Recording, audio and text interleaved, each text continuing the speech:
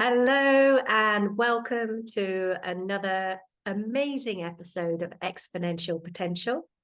And I'm here today with my fabulous co-host and our expert guest today, Claire Oatway. Welcome, Claire. Lovely to see you. And you, how are you doing over in Italia? Good, good. January's quite a cold month, so it's time to put the heating on through the day. It's not something we've had to do for all of December in the daytime. It's been amazing, but now it's January and it's chilly. How's it there in the UK? Oh, the sun finally came out. Oh, nice. There's been so much rain lately. It's just been depressing. Floods, rain, more rain, and floods and storms, and yeah. Yeah, I saw that there's been some quite severe flooding. So January, we are talking about this month all about being you, feeling bold enough to be you. And today, Claire is going to be delving into leadership elements of leading boldly. So I'm excited to dive into this and find out what that's all about and how we can do it and the benefits of doing that. So Claire is a absolute master in leadership. So she is the perfect guest to have on around this topic. So with personal leadership and the evolution of personal leadership, can you share with us how your leadership style has evolved over the years? And what were some of the pivotal moments or influences that shaped the way you lead today? Well, I think it's helpful to bring through some of my own journey, but also what I have been observing really out in corporate environments or in small businesses. And certainly for me, I'd grown up like many people, lacking in confidence, really bright, really smart, very analytical, could bring a lot to the table, but I would be the whisperer. So I'd be the one behind the scenes going, did you know? Have you spotted? So I would definitely bring the expert power to the table. And actually, that's quite a safe place to be within many environments because leadership for some time had been led by deeply charismatic, often quite forceful, aggressive go-getters. This is where we're going to go. Then we saw a lot of focus on management theory around productivity and efficiency. And so some of that expert power was really needed within organizations. So you'd either kind of load the gun, forgive the pun, but load the gun for that leader. So he knew exactly who he should challenge and get to put their socks. Or start to examine ways that you can make cuts, be more efficient, make the machine run more smoothly. So many of those expert aspects were really strong. And so I'd focus quite strongly on the talent side of it. But actually, as I grew and as I've seen elsewhere, many corporate environments have realized that it's not just about the machine. You've missed quite a bit. Human beings working within organizations have choices.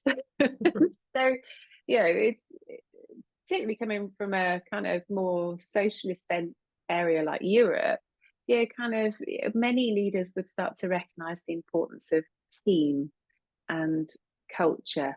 And certainly in my own world, that kind of shifted my energy from my head more to my heart in terms of how I related to people. So the curiosity that I would see around patterns and numbers would become curiosity around people and how I could set an environment where people would absolutely thrive, how they could show up to be their very best self.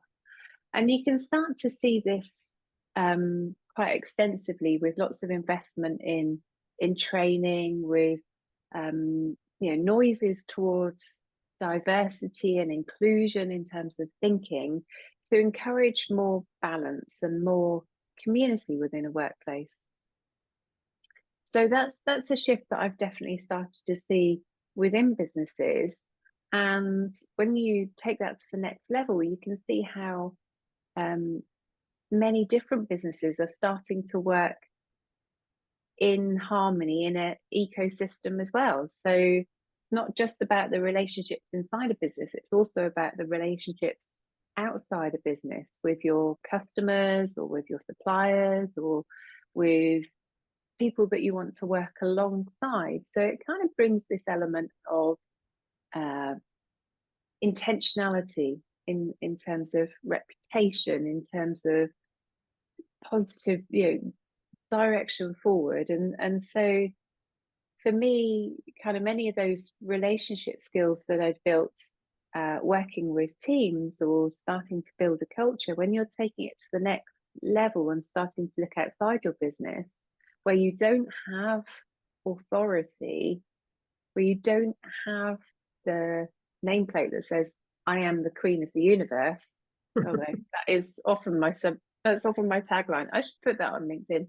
But but you don't have the permission to set rules for other people. You might do through contracts, but that will only take so far. You have to really focus on trust building, on vision making, on deeper relationships, on curiosity and empathy, perhaps a little bit in terms of understanding where other businesses and other business leaders are going in order to forge that stronger bond. But there's more emphasis on integrity. And as time has moved forward, kind of this the start of a new evolution.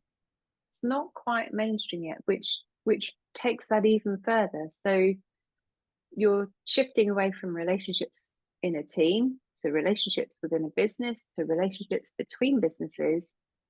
And now we're starting to see relationships between businesses and the rest of the planet. So the impact that businesses have in terms of society, in terms of sustainability, kind of just more conscious ways of working, again, stretching that sense of integrity much further.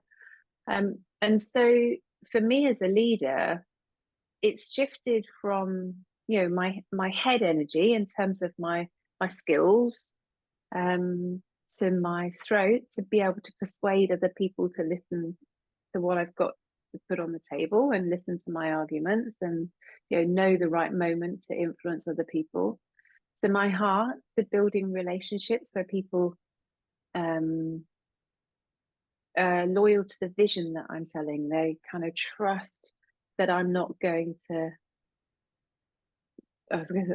I'm self-censoring, so I'm not swearing, but I'm not going to shit all over them. I'm not going to grab kind of all of the power to myself. That this is always a team effort. So starting to build that power out and out across the whole organization, and then starting to realize that it's not just about you in this job, and it's not just about this business in this world. You're building something that lasts much longer. And so we're starting to see very tiny elements of that coming through, but I am really excited about that impact level of leadership coming through in the next decade. Yeah, it feels like it's time. It's been time for a while, but I do feel that this is the perfect opportunity to really evolve businesses and leaders and teams into being far more conscious and treating each other with respect, treating the planet with respect, and becoming from that place of trust and like you say, that then impacts it impacts our planet ultimately, doesn't it? So being really conscious and not just being all about money. Yeah, and it feels really exciting. what's really important at the moment, and a shift I applaud wholeheartedly, is the discussion around technology has shifted. So, you know, we if you go back in time, we had kind of the ExxonMobil crisis where the water was polluted, where kind of you have the kind of chemical disasters that have a deep impact on the environment, and people started to wake up and say that's not good enough. Now, with the advent of AI again, in this new AI spring with the development of ChatGPT, for example, people are really starting to ask about technology and, you know, what ethics do we put into technology companies? How do we make sure that leaders within technology companies who do see themselves with that responsibility of any kind of chemical manufacturer, it's the impact that they can have on the world is actually far more potentially damaging and also far more potentially nurturing for the environment. It's a great power to have, and as we all know, with great power comes great responsibility. Yes, absolutely. And I think that's such a key element of, I had someone, we were talking about AI yesterday, and sort of someone had a very specific mindset around it, and I said, well, there's good to come from it. Oh, I don't know about that. You know, there's a lot of fear around AI, but like you said, if people are using that power and the possibility for good, for betterness of this planet and what we are able to do, then I'm all for it. You know, it's incredible.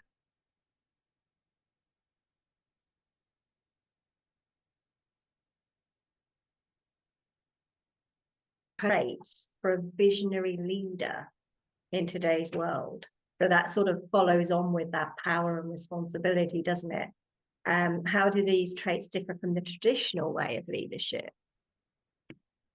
So, if we look out, we can see examples of really strong visionary leaders. We often think that they're nuts. Yes, a few come to mind. Yeah. So Elon Musk, you cannot, wherever you are in the Elon camp or outside the Elon camp, you cannot deny that he is a visionary leader. He has got his mind decades, if not centuries ahead. He has got a galactic mission that he's taken on. This is way beyond the kind of, oh, make 5% cuts this year, or I'll increase profits by this much this year, or I might open a new branch. You know, he's got an unapologetic, bold vision for the future. Steve Jobs as well, you know, again, another technology leader. And you know, it's not just the technology guys that have these visions, but again, somebody else who thought, this isn't quite right. How we're working now doesn't really fit. And maybe we should design something because people don't know what they want. So let's design it for them. Let's work with my dream for what will happen next, and then build a community around me. So visionary leaders are, I was going to say, that they're creative.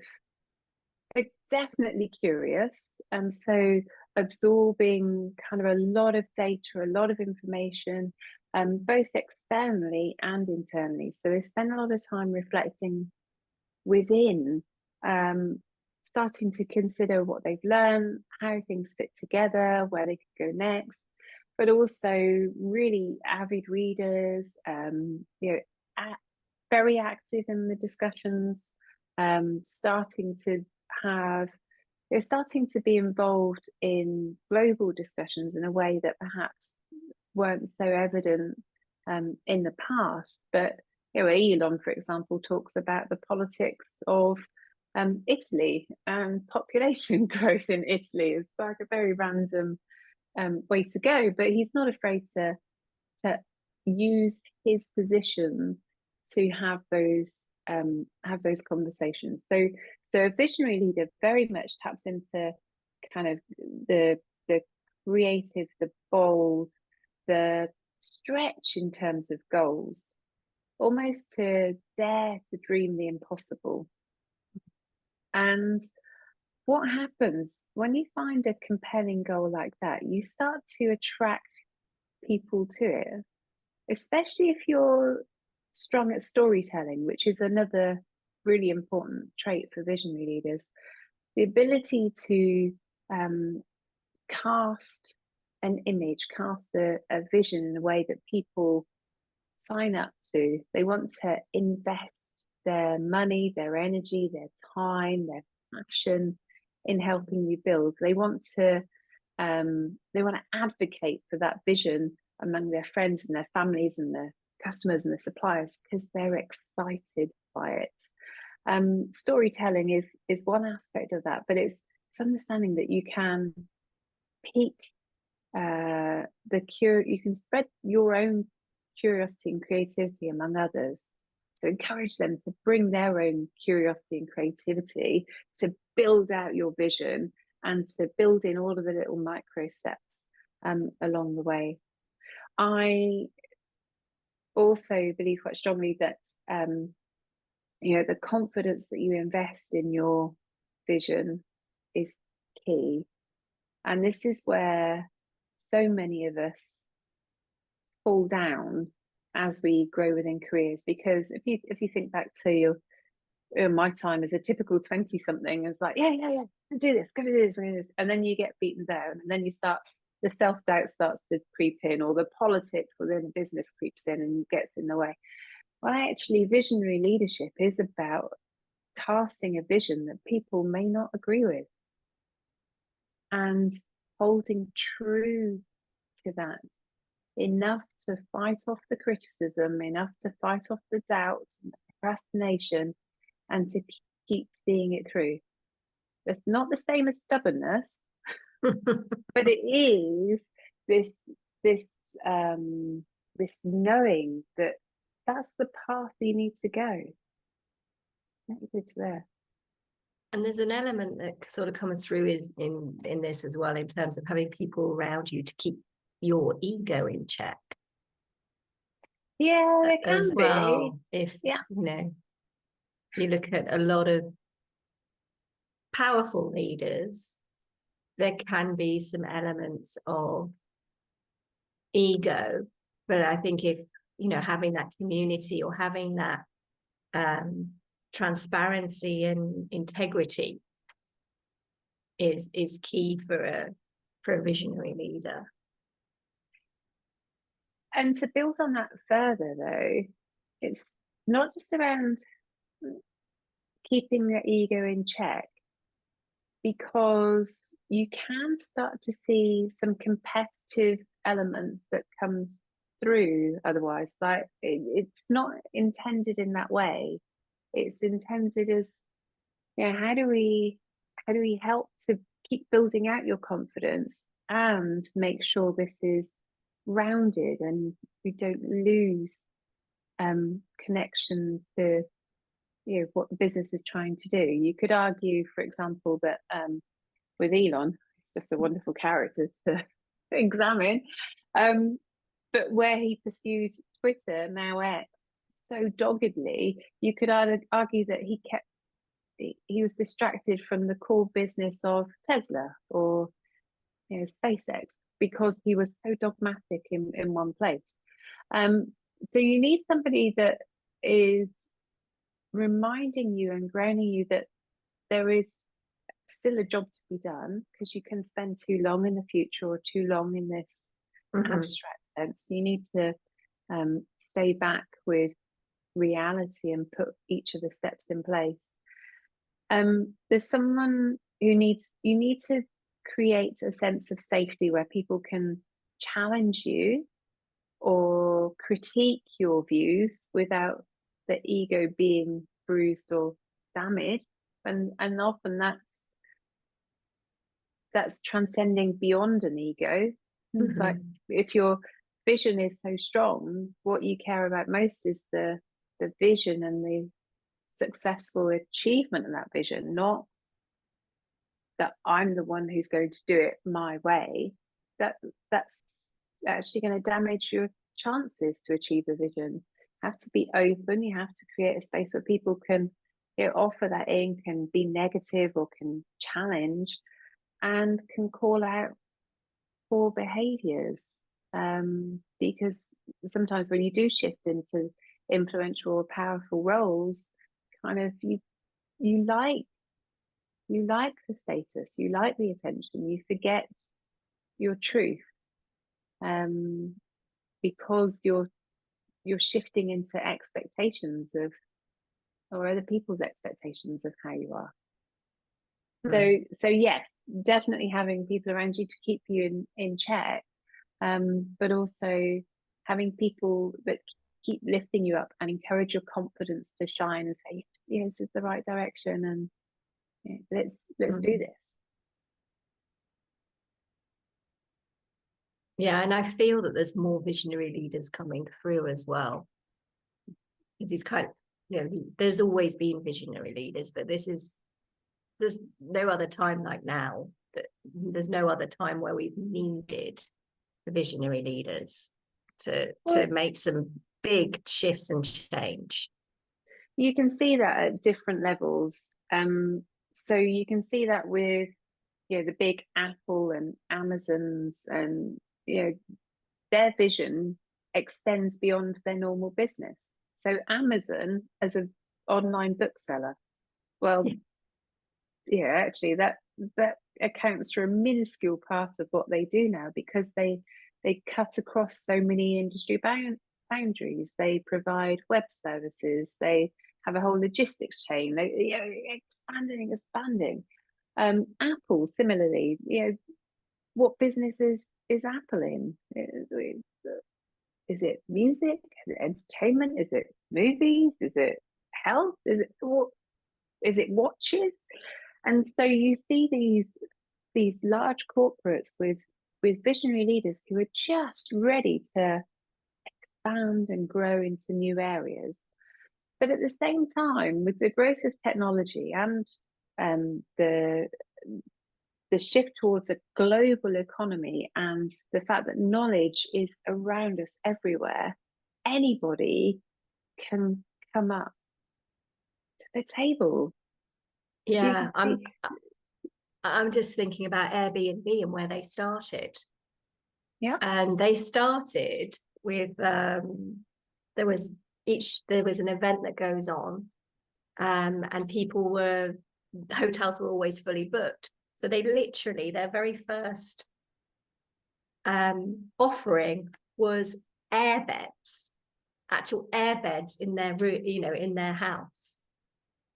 And that was the way they started. They started in their own house and thinking, right, how do we help solve this problem, and how do we, you know, help increase our cash flow? So they literally had airbeds in their house, and then I think a room for 4 people. And look what it is now. I can't remember when they first started, but it was, well, I know actually it must have been back in 2005 maybe. I'm not sure exactly when, but look at where they are now. They've completely changed the whole accommodation and vacation and system. Yeah.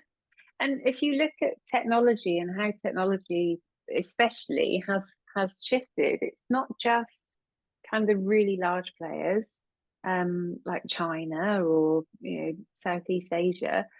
Eastern Europe, there's a number of different technology players who are coming to the fore.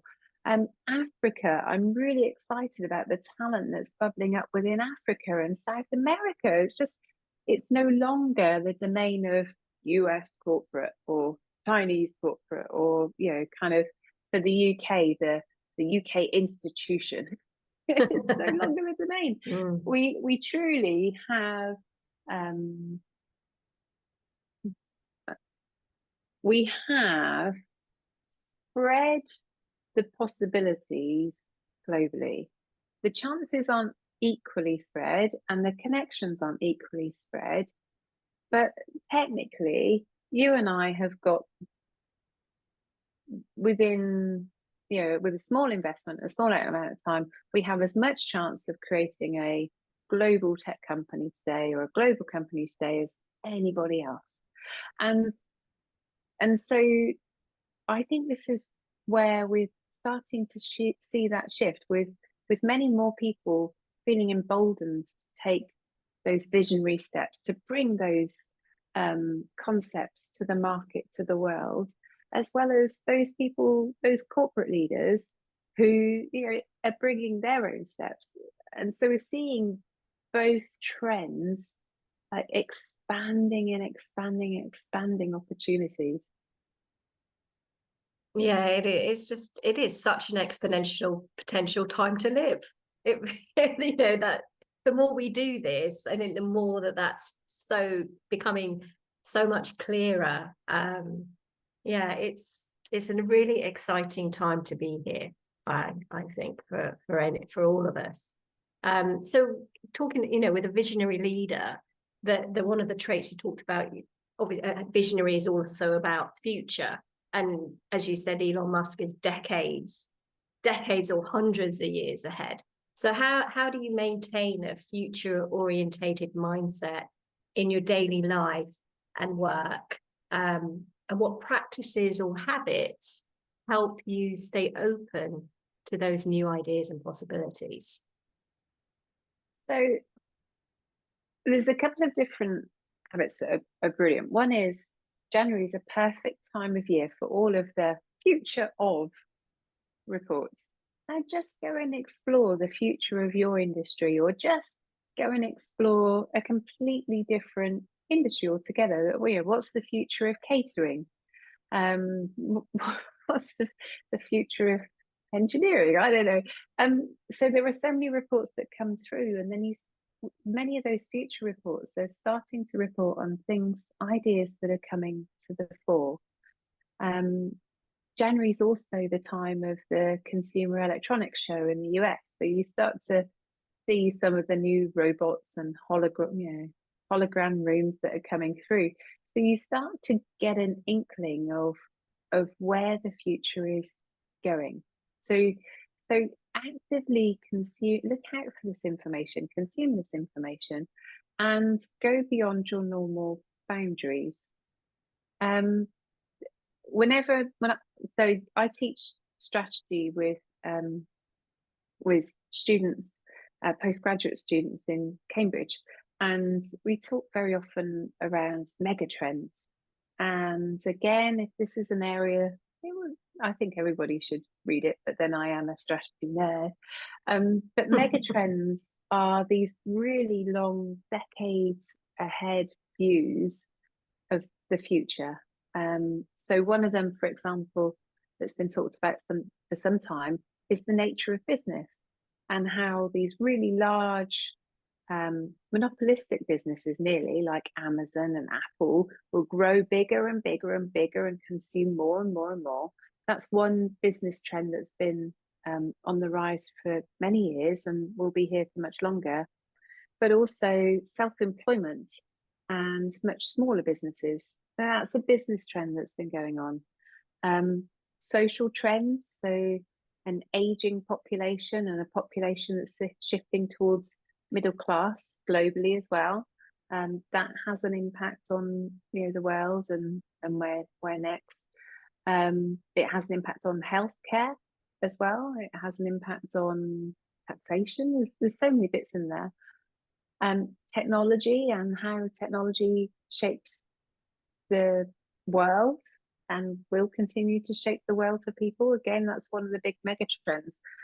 So look at this concept of megatrends and kind of explore the big management consultancies like PricewaterhouseCoopers and McKinsey. They have long-standing reports, and so you can get a glimpse, almost like a crystal ball, of what's coming down the line. And then the next bit is even more fun, which is to play. So with these reports, you're starting to get a frame around what the world would look like.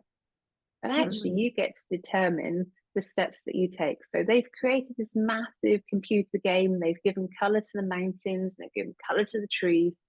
But you're the avatar within the game. So have a play. What would that look like? You can play solo. You can play with friends. Like, what would it look like if all of my customers were aged 80 and over? How would that be different?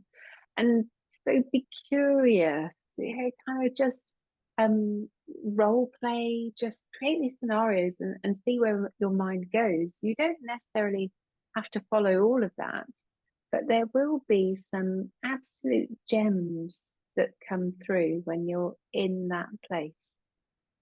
Yeah, it's that place of creativity, isn't it? And curiosity. And when you're in that zone of creativity and curiosity, ideas come, don't they? And it, like you say, it's a gem or a seed for a different vision, a new vision. Yeah, definitely. Yeah. And I think kind of the final bit would be around this concept of letting go and unlearning. And it's something we talk about quite often in our more personally focused work. There are a number of beliefs that are in play that hold you back. And they're not necessarily your beliefs either. And so for many businesses, they're scared to move forward because it hasn't been done that way, or it won't work, or investors will be unhappy. And you have to be prepared to break some of those rules or just question the rules to see if there's another way forward. Now that can be hugely scary for many people, especially in a management and leadership role, because you want to create this sense of safety and clear expectations. So I'm not saying you have a bonfire of all the rules, but just be open enough to question them, and that will help you in terms of the implementation of the future, and it also unlocks the creativity in your responses. Yeah, I think, and that leads on to helping people expand their perspective as well, doesn't it? In terms of some of the simple ways of how leaders can expand their perspective and think more broadly. Are there any other examples in there that you can use in your own experience about how to lead to significant insight or change? Is there anything else in there? So there are two directions. One, and then again, there is so much content this month on this, you have to go back to it. One is introspection and reflection for you as a leader. Find yourself in a really grounded and present place. We so often spend our time following habits, unconscious thinking in this world of busyness. So we miss all of the little cues and all of the little messages and all of the little opportunities. So the first really important step, as much as you can, is be present enough for that to come through and enough for you to notice, or at least be curious about what's different and then start to notice why and question why. The other is to act like a tourist. Go and explore. Go and look back over time. Go and look into the future. Go and see what's going on in different countries or in different industries or in different businesses, or kind of have a conversation with someone who is not a mirror image of you or from your family. Kind of be curious, because again, you'll start to attract different ideas. It's like, well, how does that fit? It reshapes your conversations. It keeps your gaze very broad. And again, it's something that people don't really allow time for, because you're stuck in a routine of doing this and doing this, do this, do this. But you have the power to shift it really quickly. Yeah, we used to do something back when I was in the corporate world in the 90s. Oh my God. Very different, very different landscape back then. But our company decided to gain a better perspective and understanding was to switch jobs with people for a day or 2 days, and just to help you see what they deal with every day and gain a different perspective. And it was amazing, the impact, and it was a very simple thing to do. It was an incredible, the impact was amazing. The communication and the connection and the understanding and the ideas. Well, hang on a minute, you always do it that way. Have you thought of doing it a different way? And it, on such a lot, it was an easy scalable thing to do. So yeah, I love that. For sure. And one of the most brutal things I did was learn how to silversmith, to make jewelry.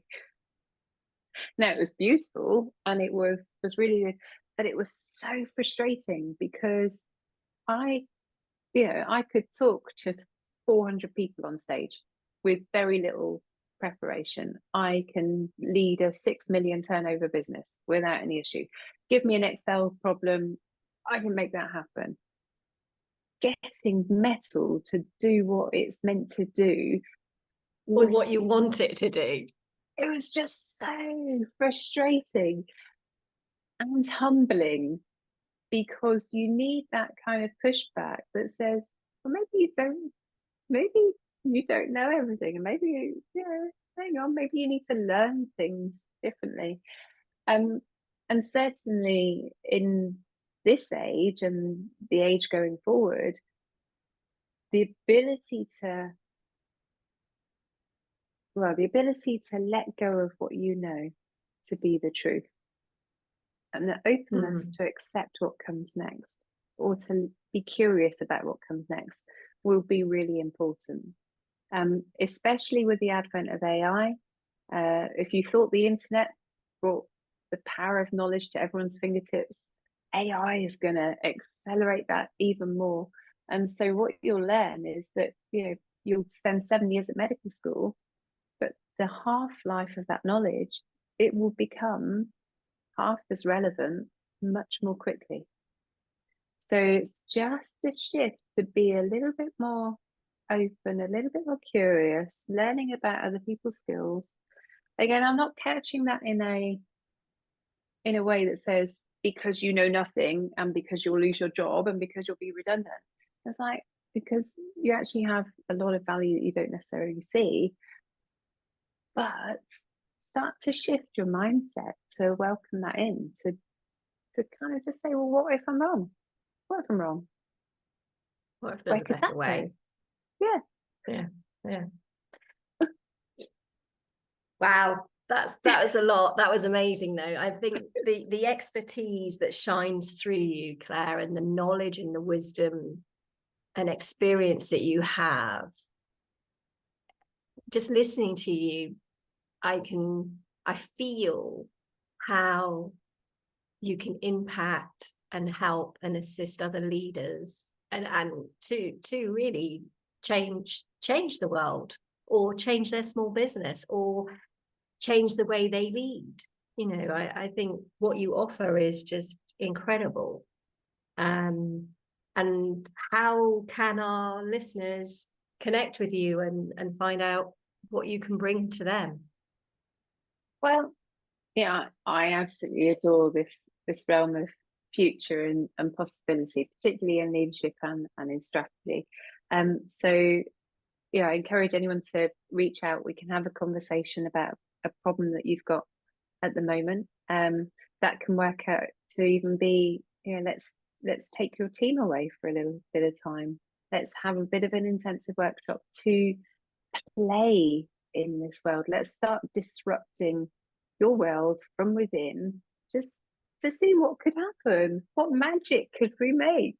Kind of switch out the pepper for oregano. What could that do? That'd be fun. So sometimes bringing an external influence in, somebody who's not your typical fit, will reinforce, reinvigorate your vision and your direction. So reach out. Let's have that conversation. Keep watching this space because the book is happening this year.